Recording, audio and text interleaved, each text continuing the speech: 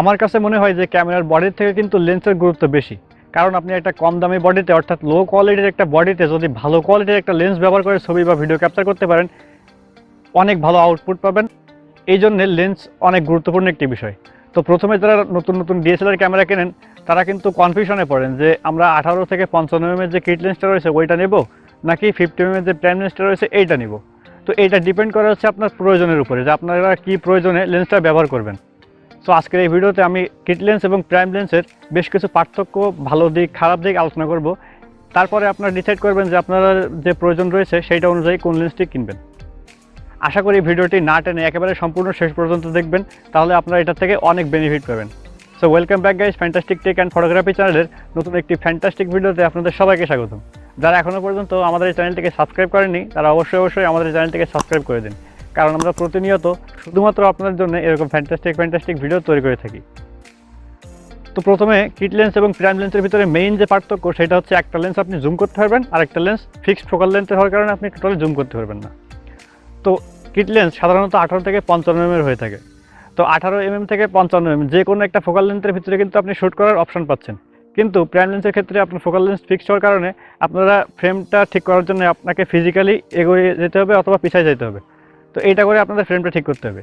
অন্যদিকে যদি আমি কিট লেন্সের কথা বলি, সেক্ষেত্রে আপনি যখন একটা সাবজেক্ট মনে করেন দাঁড়িয়ে আছে, তো দাঁড়ানো সাবজেক্টে আপনি মনে করেন যে সুন্দর করে ফ্রেমটা সেট আপ করলেন কথা 24 mm, তখন আপনার ফুল যে সাবজেক্টটা সেটা কিন্তু ফ্রেমের ভিতরে চলে আসছে। এবং পরবর্তীতে যখন আপনারা চাবেন যে আমি এখান থেকে মাথা পর্যন্ত নেব, সেক্ষেত্রে কিন্তু আপনি একই জায়গায় থেকে জুম করে ওই জিনিসটা ক্যাপচার করতে পারতেছেন। কিন্তু যখন আপনার প্রাইম লেন্সের ক্ষেত্রে মনে করেন যে ফ্রেম ছোটো বড়ো করতে চাইবেন, সেক্ষেত্রে অবশ্যই আপনাকে সামনে যাইতে হবে অথবা পিছনে যাইতে হবে। সো এই একটা রেস্ট্রিকশন প্রাইম লেন্স এবং কিট লেন্সের ভিতরে।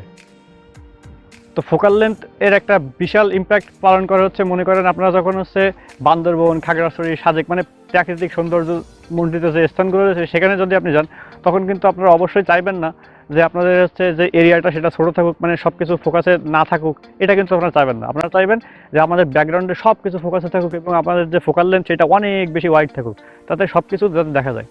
কারণ পেছনে পাহাড় থাকে, ঝর্ণা থাকে, এসবগুলো ছবি ক্যাপচার করার জন্য কিট লেন্সটা হচ্ছে একটা আইডিয়াল লেন্স, কারণ এটার ফোকাল লেন্থ অনেক বেশি এবং সবগুলোকে আপনার ফোকাসের ভিতরে রেখে সুন্দর একটি ছবি ক্লিক করতে পারবেন।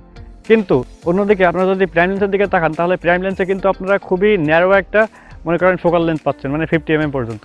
তো এইটা দিয়ে ব্যাকগ্রাউন্ড ব্লারটা হয়তো বেশি পাবেন, কিন্তু ব্যাকগ্রাউন্ড ব্লার দিয়ে আপনি কী করবেন? কারণ এত সুন্দর সুন্দর জায়গায় যেয়ে কিন্তু আপনারা ব্যাকগ্রাউন্ড ব্লার করে ছবি তুলতে চাইবেন না। আপনারা চাইবেন যে আমার সব কিছু সাবজেক্ট সহ ব্যাকগ্রাউন্ড পিছনে সব কিছু ফোকাসে থাকুক, তাহলে আপনারা সুন্দর একটি ছবি ক্লিক করতে পারবেন।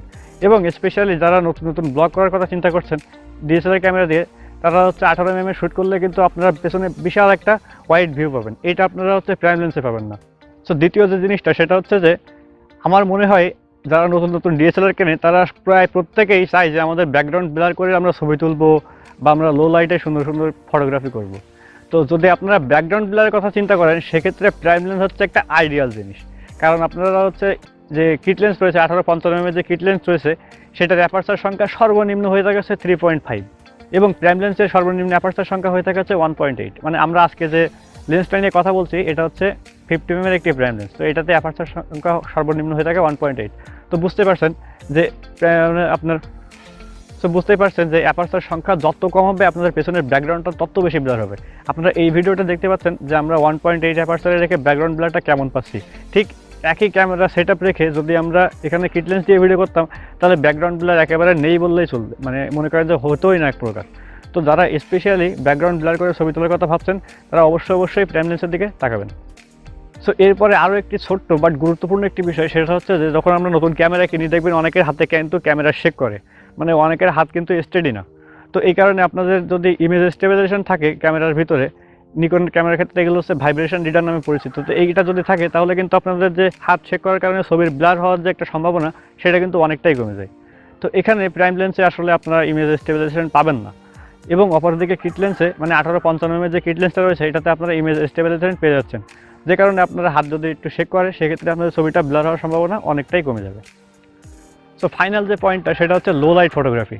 দেখেন আমাদের ভিতরে কিন্তু অনেকেই আছেন যারা ওয়েডিং ফটোগ্রাফি করার জন্যই মূলত ক্যামেরা কেনেন। তো ওয়েডিং ফটোগ্রাফির ক্ষেত্রে যখন আপনারা বিশেষ করে আমাদের বিয়ে শাদিগুলো কিন্তু রাত্রিবেলাই হয়, তো রাত্রিবেলায় যখন আপনারা হচ্ছে পিকচার শ্যুট করতে যাবেন সেক্ষেত্রে কিন্তু আপনাদের লাইটটা যত বেশি পাবে আপনার ক্যামেরার ভিতরে তত বেশি ছবি ভালো আসবে। তো এই ক্ষেত্রে আমি বলবো যে কিট লেন্স একেবারেই কাজে লাগে না, কারণ কিট লেন্সের অ্যাপারচার সংখ্যা তুলনামূলকভাবে বেশি হওয়ার কারণে আপনারা লো লাইটে মানে একেবারেই ফটোগ্রাফি করতে পারবেন না বললেই চলে। অপরদিকে আপনারা যদি প্রাইম লেন্সের কিনেন তাহলে আপনারা অবশ্যই লো লাইটে খুব ভালো কোয়ালিটির ছবি তুলতে পারবেন, কারণ আপনারা এটাতে অ্যাপারচার সংখ্যা সর্বনিম্ন পাচ্ছেন 1.8 পর্যন্ত। তো বুঝতেই পারছেন যে সামান্য আলোর ভিতরেও আপনারা খুব ভালো কোয়ালিটির ছবি তুলতে পারবেন। সো এই যে পয়েন্টগুলো আলোচনা করলাম এর ভিতরে আপনারা ফাইন্ড আউট করেন যে আপনাদের প্রয়োজন কোনটা। তো আমি আপনাদের সাজেস্ট করব, যদি আপনাদের বাজেটটা মোটামুটি ভালো থাকে তাহলে যখন ডিএসএলআর ক্যামেরা কিনবেন তখন পারলে 2টা লেন্স একসাথেই কিনুন, কারণ এই 2টা লেন্স অবশ্যই আমাদের কালেকশনে থাকা প্রয়োজন। কিট লেন্সও প্রয়োজন, আমাদের প্রাইম লেন্সও প্রয়োজন। তো যাদের বাজেটটা একটু কম তাদেরকে আমি সাজেস্ট করবো যে আপনারা প্রথমে প্রাইম লেন্স দিয়েই শুরু করুন, কারণ প্রাইম লেন্সে আপনারা মনে করেন যে মনের মতো সব কিছুই পাবেন, আবার একই সাথে আপনারা হচ্ছে ফটোগ্রাফি শেখার জন্য এই লেন্সটা একটা আইডিয়াল লেন্স। সো এখন আপনারা আপনাদের প্রয়োজন মতো যে কোনো একটি লেন্স কিনতে পারেন, আর যদি 2টা লেন্স কিনতে পারেন তাহলে তো খুবই ভালো হয়। আশা করি ভিডিওটি আপনাদের কাছে অনেক ভালো লেগেছে। যদি ভিডিওটা 1%ও ভালো লেগে থাকে তাহলে অবশ্যই একটা লাইক দিয়ে দিন, কমেন্ট করে জানান ভিডিও আপনার কাছে কেমন লাগলো। ফটোগ্রাফি এবং ভিডিওগ্রাফি রিলেটেড আমাদের চ্যানেলে ডিএসএলআর সংক্রান্ত অনেক ভিডিও আছে, আপনারা চাইলে সেই ভিডিওগুলো দেখতে পারেন। আশা করি ওইটার থেকে অনেক বেনিফিট পাবেন। সো দেখা হবে অন্য কোনো একটি ভিডিওতে। সেই পর্যন্ত সবাই ভালো থাকেন, সুস্থ থাকেন। আল্লাহ হাফেজ।